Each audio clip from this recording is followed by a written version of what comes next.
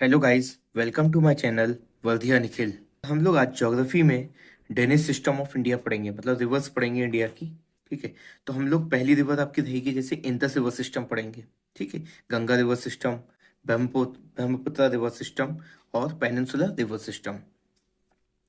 अब आपको देखो क्या क्या पढ़ना है इंडस रिवर सिस्टम में। जैसे हमारी नदियां हैं इंडस रिवर सिस्टम में, क्या है? इंडस, झेलम, चेनाब, रवि है, और ब्यास, सतलज, ये सब रिवर है ना अपनी। तो इन सब रिवर के आपको मेनली सोर्सेस पढ़ने हैं कि ये रिवर कहाँ से निकल रही है। जैसे इंडस है, इंडस कहाँ से निकलती है? तो इंडस निकलती है हमारी कैलाश मानसरोवर से। कहाँ पे? ये तिब्बत में। ठीक है। और जैसे चेनाब है, चेनाब कहाँ से निकलती है? चेनाब आपका कुछ बारलच्छा पास है, वहां से निकलती है। ठीक है। और जैसे आपकी सतलज, सतलज कहाँ से निकलती है? तो सतलज निकलती है राकास लेक। ठीक है, ये आपका मानसरोवर में पड़ता है, राकास लेक। तो इस टाइप से आपको इंडस रिवर सिस्टम में मेनली हम लोगों को सोर्स याद करने हैं कि कौन सी रिवर कहाँ से निकलती है। बस बस आपको इंडस रिवर सिस्टम में इतना ही पढ़ना रहेगा। अब अगला टॉपिक रहेगा आपका Ganga river system. Ganga river system में आपकी रिवर्स जो उसकी ट्रिब्यूटरीज हैं वो बहुत इंपॉर्टेंट हैं। अब जैसे गंगा रिवर सिस्टम में आपको पता होना चाहिए कि जो गंगा है वो किससे मिलके बनती है।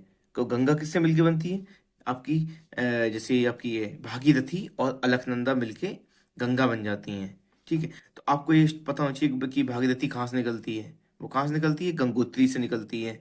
और अलकनंदा है, ये कहाँ से आ रही है? तो ये मतलब पहले पहले धौली गंगा और विष्णु गंगा मिलके ये बनती है अगली रिवर। ठीक है, तो ये कहाँ से निकलती है? तो हम लोग को पता होना चाहिए ये निकलती कहाँ से। ये क्या नाम था, सतोपंथ ग्लेशियर निकलती है। ठीक है, बद्रीनाथ से। ठीक है, और आपको मतलब ये पता होना चाहिए फिर उसकी ट्रिब्यूटरीज हैं। और यमुना की ट्रिब्यूटरीज भी पता होना चाहिए। गंगा गंगा यमुना दोनों को मिला के ही गंगा रिवर सिस्टम होता है। ठीक है, जैसे चंबल रिवर है, बेतवा है, केन है, ये हमारी ट्रिब्यूटरीज हैं यमुना की। अब अगला है आपका ब्रह्मपुत्र।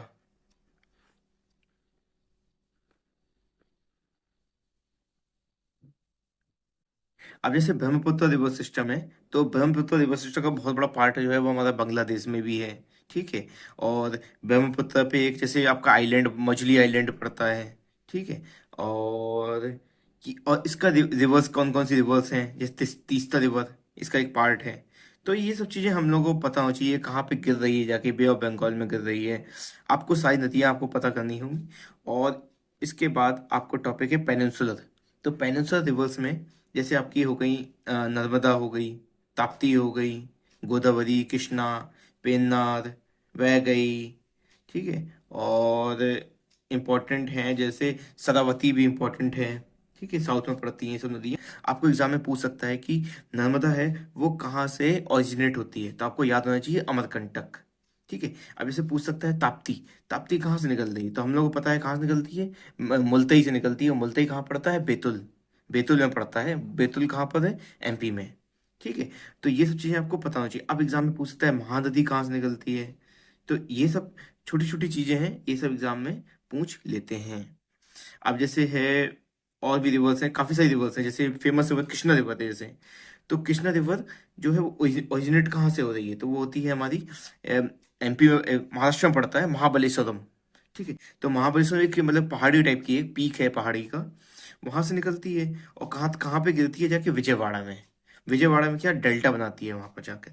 तो अब कौन सी रिवर डेल्टा बनाती है, हैं, और कौन सी रिवर एस्ट्री बनाती है, ये सब चीजें पता होनी चाहिए। जितनी भी ईस्टर्न रिवर्स हैं वो सभी डेल्टा बनाती हैं। और हाँ, जैसे एक दो रिवर्स हैं वेस्टर्न फ्लो, मतलब ज्यादातर रिवर्स इंडिया में क्या है, ईस्टर्न की तरफ बह रही हैं। कुछ रिवर्स हैं वो वेस्ट की तरफ बह रही हैं, जैसे आपकी नर्मदा हो गई, ताप्ती हो गई, माही रिवर हो गई। ये सब क्या है, आपकी वेस्ट की तरफ बहती हैं। अब जैसे माही रिवर है, माही रिवर जो अपना टॉपिक ऑफ कैंसर है उसको दो बार काटती है, ये एग्जाम में पूछते हैं। ये बहुत इंपॉर्टेंट रिवर है। Banas river, Luni river. तो ये आपको बस इतना ही देखना है, बस ज़्यादा डीप में नहीं जाना है इसमें। बस ये इतना ही मतलब ऊपर से देखना है, ये नहीं कि पूरा अंदर चले गए। नहीं, अपने एग्जाम के लिए बस इतना ही काफ़ी है, जितना मैंने बताया है बस इतना ही पढ़ना है आपको। अगला टॉपिक फिजिक्स है। अब फिजिक्स में हम लोगों को पढ़ना है करंट इलेक्ट्रिसिटी टॉपिक पढ़ना है। ठीक है, तो इसमें हम लोग को मेन पता होना चाहिए इलेक्ट्रिक करंट क्या होता है। जैसे I equals to Q upon T. ठीक है, तो ये आपको पता होना चाहिए। इसमें क्या पढ़ना रहेगा हम लोग को? रेजिस्टेंस के बारे में पढ़ना रहेगा, कंडक्टेंस के बारे में पढ़ना रहेगा, ठीक है। और किलो वॉट आवर क्या होता है, एमीटर, वोल्ट मीटर कैसे ये सब चीज़ें, करंट कैसे निकालते हैं फ्यूज़ क्या होता है, इलेक्ट्रोमैग्नेटिक इंडक्शन क्या है, और आपका ये माइक्रोफोन, इन सब चीज़ों के बारे में ये पढ़ना रहेगा। और आपको इतना डीप में नहीं जाना है। और आपको ये पता होना चाहिए हीटिंग इफेक्ट के बारे में, ठीक है, किर्चॉफ्स लॉ, ये सब काफ़ी इंपॉर्टेंट चीज़ें हैं। किर्चॉफ्स लॉ हो गया, ठीक है। और इलेक्ट्रोस्टैटिक इफेक्ट क्या होता है, ये सब चीज़ें आपको मालूमात करनी रहेगी आपको। और बायोलॉजी में हम लोग पढ़ना है 3 टॉपिक्स, जेनेटिक्स, सेक्स डिटरमिनेशन और ऑर्गेनिक एवोल्यूशन। ये आपके काफ़ी छोटे छोटे टॉपिक हैं। और एग्जाम व्यू पॉइंट से अगर देखा जाए तो इनसे काफ़ी कम ही क्वेश्चन पूछे जाते हैं, इतने ज़्यादा क्वेश्चंस नहीं पूछे जाते हैं। लेकिन तब भी क्वेश्चन पूछ सकते हैं, अगर एक क्वेश्चन भी आता है, एक क्वेश्चन भी इंपॉर्टेंट है बहुत ज़्यादा। और ये कहाँ से पढ़ना है आपको, ये ल्यूसेंट से पढ़ना है, बायोलॉजी भी ल्यूसेंट से पढ़नी है। और जो ज्योग्राफी का सेक्शन है, ये हम लोग कोई, जो मैंने बताया था आपको कि जो मैराथन क्लास होती है, उसका से कोई भी आपका टीचर की मैराथन क्लास उठानी है, उन लोगों ने जो पढ़ाया होगा रिवर सिस्टम वहाँ पर, बस आपको जल्दी से वहाँ से देखना है। वो आपको रिवर सिस्टम मुश्किल से 40 मिनट्स में पूरा पढ़ा दिया होगा। अगर आप इंडिविजुअल वीडियोस के ऊपर जाएंगे तो 5 से 6 घंटे की क्लास वो लोग पढ़ाते हैं, और 40 मिनट्स क्लास में आपका बिल्कुल काम हो जाएगा। और आपको सभी चीज़ें ग्राफ्स बनाकर ही रिवर्स पढ़नी है। कि जैसे रिवर गंगा निकल रही है तो आपको ऐसे ग्राफ बनाने हैं उनके, इसको उसमें थ्योरी नहीं लिखनी, बस यहाँ से निकल रही है, ये सब चीज़ें आपको बनानी है इस टाइप से। और रीजनिंग करना है हमको, अगले 5 चैप्टर्स के 10 क्वेश्चंस करने हैं हर एक चैप्टर से, टोटल 50 क्वेश्चंस आपके हो जाएंगे।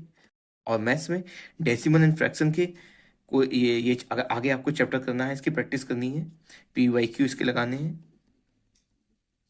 बस आप ये इतना कीजिए आज के लिए, इतना ही है। Okay, thank you.